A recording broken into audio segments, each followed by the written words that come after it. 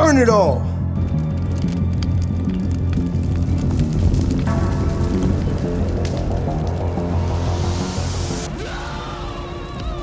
Hey there, quirky people.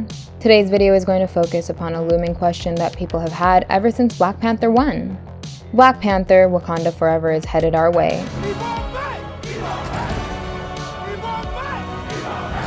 And after the tragic loss of Chadwick Boseman last year, we've heard that his character will be retired. So we're surely going to see a new Black Panther take on his mantle.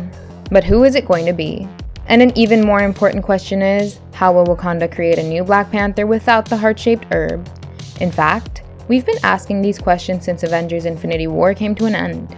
Thanos' snap took both T'Challa and Shuri away. They were the royal children. So if Shuri would have survived, then the mantle could have fallen onto her. But as per Wakandan customs, the other tribes could have challenged her in ritual combat. It's good that this situation did not arise, and someone else sat on the Wakandan throne. Maybe it was Queen Ramonda who became the placeholder ruler. Or maybe M'Baku, the leader of the Jabari, took the throne and gave it back to T'Challa during the 5 years between Infinity War and Endgame. All this should be answered in Wakanda Forever. But we still don't have the answers to how a new Black Panther will be chosen without the heart-shaped herb. Killmonger burned the plantation of the empowering herb, and the last one of those was given to T'Challa once again. So did Wakanda just give M'Baku a new Black Panther suit and called it a day during the 5-year time jump? Are they going to do the same with the next Black Panther after T'Challa? Well, let's try and answer this question, and probably even find a replacement for the heart-shaped herb. Last year, Marvel released a new book which was titled The Wakanda Files, a technological exploration of the Avengers and beyond. It was supposed to be canon to the MCU, and it revealed an ocean of fascinating new information that we weren't privy of. But the latest Phase 4 projects haven't really done anything to prove the information from this book to be correct. In the book, Shuri suspected that Dr. Zola would have exposed Bucky to gamma radiation from the Tesseract. He may or may not have induced an imperfect super soldier serum too. But it all happened before Captain America rescued his friends and the other soldiers. We thought that the Falcon and the Winter Soldier would have corroborated the backstory of Bucky Barnes, but it did nothing of the sorts. Instead, the major focus was on the newly created super soldier serum and Sam Wilson. But I believe that what Shuri found out about the heart-shaped herb could be used in Black Panther, Wakanda Forever. You see, the book revealed that before the events of Infinity War, Shuri tried to synthesize the herb manually. She tried to use vibranium as a stabilizing agent and found out that she'd require one of the original herbs. Now that was not possible, but maybe T'Challa's blood could help in synthesizing the herb. His blood sample may not be available now, considering that his character is being written out, but maybe in the past, he did give a bit of his blood to Shuri so that she could resynthesize the herb manually. I guess we'll have to wait and see about that. Since Black Panther, Wakanda has been evolving quite a bit. T'Challa's reign brought a big change in the Wakandan province. He was the first king to join hands with the Jabari, and he also opened up Wakanda to the rest of the world. I'm sure that the placeholder ruler would have continued his good work during the 5-year time jump. And now, even the Black Panther and the ruler of Wakanda could do the same.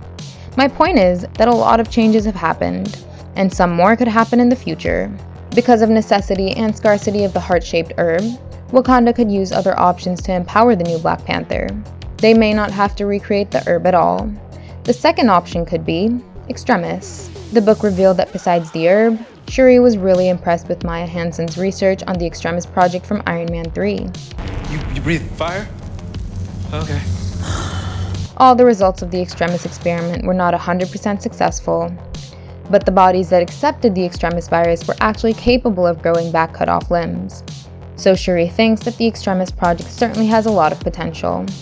And recently, Shang-Chi showed us that one Extremis soldier was still alive and battling in Xiaoling's fighting pit.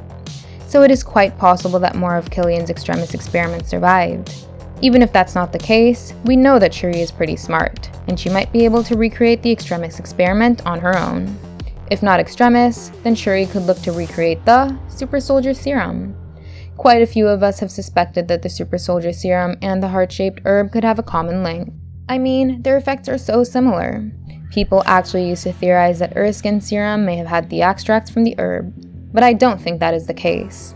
The book revealed that Shuri had also been looking into the files of all super soldier experiments in order to study supplementation. Her ultimate goal was to find a viable option that would replace the heart-shaped herb for the future Black Panthers. and maybe it could even create super soldiers. So to do that, she looked into Red Skull's file and found out that his transition failed because Erskine's first serum was imperfect. Along with the imperfect serum and apparently no penicillin, there was no radioactive exposure either. So Schmidt's skin burnt and peeled off, but Steve Rogers became the perfect super soldier. Erskine's serum was quintessential this time, and Howard Stark also exposed Steve to Vita rays. Bruce Banner, on the other hand, was exposed to extensive gamma radiation, which turned him into an enormous green rage monster. So, gamma exposure is probably out of the question because of its risks. Shuri could have used Infinity Stones since the exposure to the Mind Stone turned Wanda and Pietro into enhanced individuals. The Tesseract resulted in the change in Carol Danvers' body. And as I told you a while back, Shuri also found out that Bucky was exposed to the Tesseract. So, Infinity Stones could have been great candidates to replace the purple flower from Wakanda. But it's not possible anymore, since Thanos reduced the stones to atoms. After the events of the Falcon and the Winter Soldier, I don't think that Shuri would be inclined to recreate the Super Soldier Serum. Since human experimentation may be deemed as unethical, I don't think Shuri would go the extremist route either. So how would she replace or recreate the heart-shaped herb? Well, I have a separate theory in mind for this. Rumors have suggested that Michael B. Jordan will be brought back in Black Panther 2. So what if he did not die in Black Panther? Ryan Coogler deliberately used a wide shot when Killmonger collapsed. Yes, it was Killmonger's final wish to die, and it did look like he died. But we have to keep in mind that he had the heart-shaped herb running in his body too.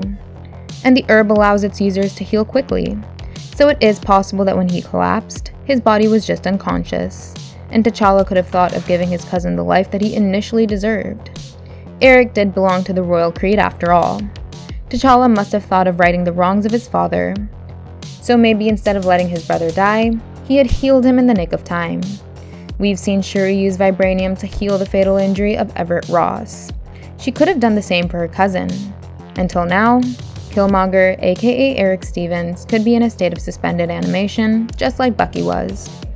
Because T'Challa is being written out of the story in one way or the other, Stevens could be given a second chance to prove his worth. He could become the new Black Panther of Wakanda. And with his survival, Shuri could even get his blood extracts in order to recreate the heart-shaped herb. If you don't like this Killmonger theory, then I'd got another way to replace the herb, and that could be through radioactive bug bites. The MCU really hasn't explored the origin story of Spider-Man till now. I mean, they haven't even shown us how Peter Parker was bit by a radioactive spider. Was it an accident, or was it deliberate on someone's part? I think there is a story to be unraveled over here. Marvel did not do it because it has been done twice in live action already. But maybe they could do it in the future. I'm sure that it won't be the main focus of Spider-Man No Way Home's story, since that film already has a lot on its plate. But maybe it could happen in MCU Spider-Man 4. Or perhaps in a Miles Morales-oriented Spider-Man movie, where Miles goes through his origin. Anyway, the reason I'm talking about this is because radioactive bugs could prove to be a viable option in the recreation of the heart-shaped herb. I mean, just compare the core strengths of Spider-Man and Captain America. Cap struggled a bit to pull a 1.3-ton chopper, but Spidey caught Cull Obsidian's hammer like it was nothing. He held a 27-ton arrow bridge on his shoulders, and he prevented a 3,200-ton ferry from splitting apart. He even held the Santa Maria Formosa bell tower for a while. Now I don't know about you guys, but I think that this little spiderling has much more strength than Steve Rogers. So if he and Shuri were to become good friends in the future, Shuri could look at his origins. The Wakandans could track a few radioactive bugs and use their extracts in the recreation of the heart-shaped herb. I know that this is a bit of a stretch, but anything could happen in the MCU. Okay, these are all the ways that could be used in Black Panther 2 or in future MCU projects. Give us a thumbs up and hit the subscribe button if you enjoyed the video. And don't forget to check out some more fun content on our channel. Thank you, and I'll see you in the next one. Goodbye!